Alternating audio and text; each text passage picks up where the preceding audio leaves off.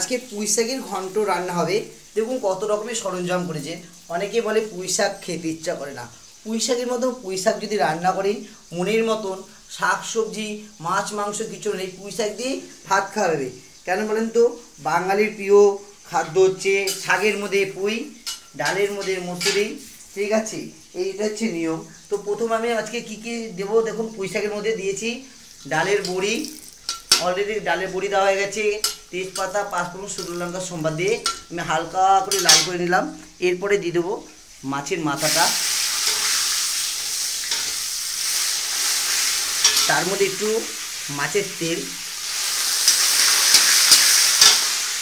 এর পাশে দিয়ে দেবো নারকেল কুড়িয়েছি, এই নারকেলটা দিয়ে দিলাম, ঠিক আছে? রসুন ফোড়ন দেবেন, পুঁই শাক বলে রসুন ফোড়ন না দিলে ভালো লাগবে, টেস্ট হবে না। এই রসুন ফোড়ন দিয়ে দিলাম। তার পাশে আদা কাঁচা লঙ্কা বাটা, কিছুটা টমেটো কুচি দিব। এর মধ্যে আছে আলু আর কুমড়ো, তারপরে পুঁই শাক।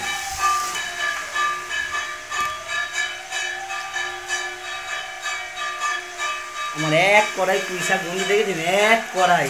তাহলে আমাদের কাস্টমারের বাড়ি কেমন খাবার যায় বুঝলেন? এক কড়াই পুঁই শাক মানে কেমন কাস্টমারের বাড়ি খাবার যাবে। এর উপরে এই যে সর্ষে বাটাটা দিয়ে দেবো, তার উপরে হালকা কাঁচা তেল দিয়ে দিলাম। পুঁই শাকটা যা রান্না হবে না বন্ধু, এখনো অনেক কিছুই দেওয়া বাকি আছে।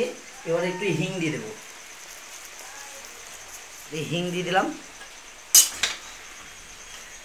দিয়ে এরপরে নামানোর সময় একটু ঘি, একটু হালকা গরম মশলা, একটু ধনে পাতা কুচিয়ে দেবেন।